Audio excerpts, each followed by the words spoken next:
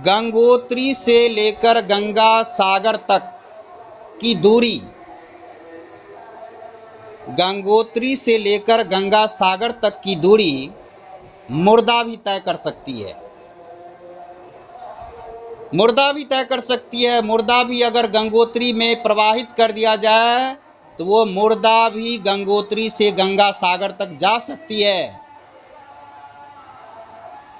लेकिन अगर जिंदा है, कुछ अलग करना है, तो गंगा सागर से, यानी कि सागर से गंगा, सागर से गंगोत्री की ओर चलने के लिए, देखिए गंगोत्री से गंगा निकलकर सागर में जाकर गिरती है। अगर गंगोत्री में मुर्दा को भी प्रवाहित कर दिया जाएगा तो वह धारा की दिशा में जाते हुए सीधा सागर में चला जाएगा। उस मुर्दे को हाथ पैर चलाने की आवश्यकता नहीं होगी, क्योंकि धारा उसको अपने साथ बहा कर लेके चली जाएगी। धारा उसको अपने साथ बहा कर लेके चली जाएगी। इसीलिए हमने कहा कि गंगोत्री से गंगा सागर की दूरी मुर्दा भी तय कर सकती है। लेकिन धारा के प्रतिकूल सागर से, यानी कि गंगा सागर से गंगोत्री की ओर अगर चलना हो, तब सोचिए कि कितना हाथ पैर चलाना पड़ेगा, धारा की मार को सहन करना पड़ेगा, धारा को झेलना पड़ेगा। यही बात होती है। समय के साथ जो चलता है, समय के साथ जो चलता है अक्सर जीतता नहीं है, जो समय को मोड़ देता है। जैसे देखिए, नदी की धारा के साथ चलने वाला कभी भी सफल नहीं होता है। जो नदी की धारा को मोड़ देता है, सफलता उसे मिलती है। जो सब लोग कर रहे हैं, अगर आप उसी काम को कर रहे हैं कि नहीं, ये हमारे पीढ़ी दर पीढ़ी ये काम होता आ रहा है कि नहीं, इसी काम को हमें करना है, यानी जो परंपरा है, यानी धारा के साथ चलना, आप उस धारा में अगर बह रहे हैं तो बहुत बड़ी सफलता आपको नहीं मिलेगी। धारा के प्रतिकूल चलने का मतलब है कि धारा को एक नया मोड़ दीजिए, तब जो आपको अचीवमेंट मिलेगी बहुत बड़ी मिलेगी। तो आदमी क्या है, देखिए हम सभी जहाँ है ना, जैसी हालात में है, आप अपनी पढ़ाई को मोड़ दीजिए। जैसे सभी लोग पढ़ रहे हैं, आप भी उसी तरह से पढ़ते जाइए, पढ़ते जाइए, पढ़ते जाइए। तो यूं समझिए कि अपने आप को हम एक मुर्दा के समान, जैसे मुर्दा गंगोत्री से गंगा सागर की ओर बिना हाथ पैर चलाए बढ़ रही है। और जो अपनी पढ़ाई की दिशा को भी एक अच्छा मोड़ देते हैं। एक अच्छा मोड़ देने का मतलब है कि आप ये देखें कि देखिए, एक किसान तो सभी है, लेकिन सभी किसान खेत से अच्छी उपज नहीं ले पाते हैं।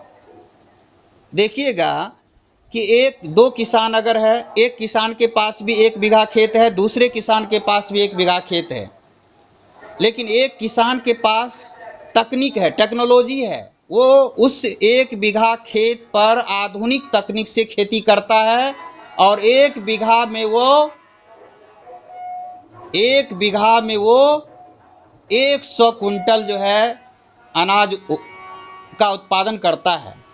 और एक किसान है जिसके पास तकनीक का ज्ञान नहीं है, टेक्नोलॉजी नहीं है भी तो उसका उपयोग नहीं करता है, और वह 1 बीघा में उतने ही क्षेत्र में खेती करके वह मान लीजिए 10 कुंटल भी उत्पादन नहीं कर पाता है। यही हाल है। यही आप और हमारी पढ़ाई के साथ भी होता है। पढ़ते तो सब हैं, पढ़ाई हमारे दादाजी भी किए, पढ़ाई हमारे मम्मी पापा भी किए, पढ़ाई आज हम भी कर रहे हैं। जो पुरानी धारा या पुरानी जो बनी हुई है, पढ़ने की जो परंपरा बनी हुई है, उसी धर्रा पर अगर हम चल रहे हैं तो समझिए कि आप इस पढ़ाई से बहुत बड़ी उपलब्धि नहीं प्राप्त कर सकते हैं, लेकिन इस पढ़ने की तरीका को आधुनिक टेक्नोलॉजी के आधार पर अगर आप पढ़ते हैं, अब कहिएगा कि ये आधुनिक तरीका क्या है, आप अपनी पढ़ाई में टेक्नोलॉजी का उपयोग कैसे कर सकते हैं। आइए प्रारंभिक समय से देखिए कि पहले बच्चों को गुरुकुल में शिक्षा दी जाती थी। पहले बच्चों को गुरुकुल में शिक्षा दी जाती थी। आज गुरुकुल नहीं है, आज विद्यालय है। तो क्या ऐसे लोग हैं जो कहेंगे नहीं, विद्यालय में नहीं देना है, विद्यालय में बच्चा थोड़े पढ़ पाएगा, चलो जंगल में जो गुरुकुल होगा वहां जाके शिक्षा दिलवाएंगे। आज हम गुरुकुल में अपने बच्चों को नहीं भेजते हैं, या आप सभी गुरुकुल में नहीं पढ़ते हैं, आज आप विद्यालय में पढ़ रहे हैं। समय ने बदल दिया। आज देखिए विद्यालय भी, पहले विद्यालय सरकारी विद्यालय हुआ करता था, ये निजी विद्यालय जो है प्राइवेट विद्यालय नहीं हुआ करता था। सरकारी विद्यालय में ही ऐसी शिक्षा मिलती थी कि प्राइवेट विद्यालय की जरूरत नहीं पड़ती थी। सरकारी विद्यालय में शिक्षक इतने ईमानदारी से पढ़ाते थे कि ट्यूशन करने की कोई आवश्यकता नहीं थी बच्चों को। सरकारी महाविद्यालय में, कॉलेज में इतना अच्छा से पढ़ाई होता था कि बच्चों को अलग से ट्यूशन किसी विषय की नहीं करनी पड़ती थी। और आज का स्थिति देखिए कि सरकारी स्कूल में नहीं पढ़ पाते बच्चे, नहीं उसके देखिए कितने सारे निजी विद्यालय है, ट्यूशन आपको लेना पड़ता है। क्या आज कोई ये कहते हैं कि नहीं सरकारी विद्यालय तो है ही, फिर अपने बच्चों को हम निजी विद्यालय में क्यों भेजेंगे? नहीं कहते हैं। समय ने बदल दिया, हमने परिवर्तन किया कि नहीं, सरकारी में अच्छी पढ़ाई नहीं हो पाती है, हम पढ़ नहीं पाते, हमें जो गुणवत्ता वाली शिक्षा मिलनी चाहिए वो नहीं मिल पाती है, तो हमने सरकारी को छोड़ कर के निजी विद्यालय में गया। हम यहाँ पर कुछ सोच पर बात कर रहे हैं कि सोच कैसे नहीं बदलता है। देखिए हमारी जो सोच थी कि हमें बच्चों को गुरुकुल में शिक्षा देनी चाहिए, सोच को बदला हमने, विद्यालय आया तो विद्यालय में हमने बच्चों को पढ़ाना शुरू किया। विद्यालय सरकारी विद्यालय में, और सरकारी से जब निजी विद्यालय की परंपरा शुरू हुई तो हमने यहाँ भी बदलाव किया कि सरकारी में से अपने बच्चे को निकाल करके निजी विद्यालय में भर दिया। तो हमारी सोच बदल गई। आज देखिए इसी शिक्षा के क्षेत्र में आज अत्याधुनिक टेक्नोलॉजी का प्रयोग हो रहा है। और आज सभी विद्यालय, यानी विद्यालय में स्मार्ट क्लास की आवश्यकता, स्मार्ट क्लास चलती है। एक क्लास होता है, एक स्मार्ट क्लास होता है। ये स्मार्ट क्लास के बारे में आप लोग सुने भी होंगे। अच्छे, अब ये स्मार्ट क्लास की व्यवस्था जो है सरकारी हाई स्कूल में भी है, अच्छे स्कूलों में भी स्मार्ट क्लास होती है। जिस स्मार्ट क्लास के अंदर प्रोजेक्टर से पढ़ाया जाता है, प्रोजेक्टर से स्क्रीन पर स्लाइड आता है, उस स्लाइड के माध्यम से पढ़ाया जाता है, उस क्लास को स्मार्ट क्लास नाम दिया गया। और उस स्मार्ट क्लास के अंदर प्रोजेक्टर ये टेक्नोलॉजी का उपयोग करते हैं। वहाँ पर कोई ये सवाल नहीं करते हैं कि अरे हमारे ज़माने में तो ब्लैक बोर्ड पर हमारे शिक्षक पढ़ाते थे, ये प्रोजेक्टर पर क्या पढ़ाई होगी? बिल्कुल नहीं। लेकिन आज इस साधारण क्लास से ज़्यादा महत्वपूर्ण क्लास स्मार्ट क्लास को माना गया है। प्रभावी क्लास उसे माना गया है क्योंकि अभी के समय के अनुसार है, यानी अभी का जो मांग है, जो डिमांड है, उसके अनुसार वो स्मार्ट क्लास है। अब कोई कहेगा कि नहीं हम उसी तरह से पढ़ेंगे जैसे हमारे पूर्वज ने पढ़ा, तो पढ़िए, जो गुणवत्ता, जो शिक्षा आपको मिलनी चाहिए वो नहीं मिलेगी।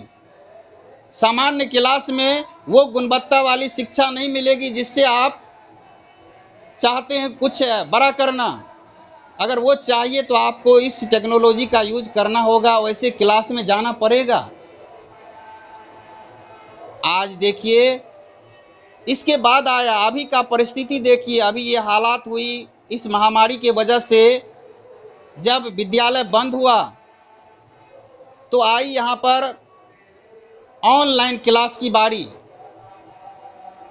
ऑनलाइन क्लास स्टार्ट हुआ, बहुत ऐसे विद्यालय अच्छे ढंग से ऑनलाइन क्लास को ऑपरेट किए, चलाए, लेकिन कुछ विद्यालय की व्यवस्था और कुछ बच्चों की अपनी, बच्चे तो गलती करेंगे ही, तो कुछ बच्चों की गलतियां और कुछ विद्यालय के व्यवस्था दोनों के हुई तरफ से जो कुछ गलतियां हुई है, उसके वजह से ऑनलाइन का इमेज खराब हो गया। हर किसी के जुबान पर यह हो जाता है, जैसे अक्सर बहुत लोग ऐसे, हर किसी की नहीं, आप लोगों के जो भी पेरेंट्स हैं, आप लोगों को ये दिए हैं ये क्लास करने के लिए, उनकी धारणाएं बदल चुकी है कि नहीं, ऑनलाइन क्लास के अंदर भी बहुत कुछ हो सकता है, वो तो आप लोग को ये सुविधा मिली है। लेकिन बहुत ऐसे लोगों का ये होता है कि ऑनलाइन क्लास में क्या होता है, ऑनलाइन क्लास में बच्चे पढ़ थोड़ी पाते हैं, बच्चे क्लास को ज्वाइन कर लेते हैं और कुछ और कर रहे होते हैं। तो यूं ही क्लास को ऑपरेट किया गया जिस तरीके से, काम कोई खराब नहीं होता है, उस काम को हम खराब कर देते हैं,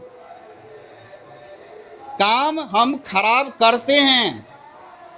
यानी आप सभी के लिए समय के साथ, यानी बच्चों को अच्छी क्वालिटी की शिक्षा मिल सकती थी ऑनलाइन के माध्यम से, लेकिन कुछ बच्चों ने उसे खराब कर दिया, कुछ विद्यालय व्यवस्था ने उसे क्या किया, बदनाम कर दिया। इसीलिए ऑनलाइन क्लास के प्रति हमारी ये धारणा हो गई।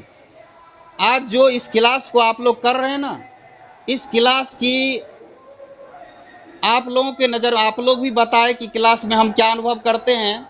और मेरा मानना है, हमें अपने क्लास पर इतना विश्वास है और इस क्लास को हम इतना गंभीरता से लेते हैं, गारंटी देते हैं इस क्लास में, अगर इस क्लास का पूरा रिकॉर्डिंग अगर कोई सुन ले, चाहे कोई पेरेंट्स हो या किसी भी विद्यालय के डायरेक्टर हो, प्रिंसिपल हो, अगर इस क्लास को पूरा सुन ले, अगर सचमुच में उसके भीतर में अगर दिल होगा, सचमुच में वो अगर दिल होगा, तो वह दिल यानी झकझोर जाएगा, उसके अंदर को झकझोर देगा ये क्लास, और उसे लगेगा कि नहीं, आज के समय के लिए ये क्लास बच्चों के लिए चाहिए। लेकिन होता क्या है, कोई भी पूरा नहीं सुनते हैं किसी भी बात को, और जब तक वो पूरा नहीं सुनते हैं तो वो नहीं कर पाते।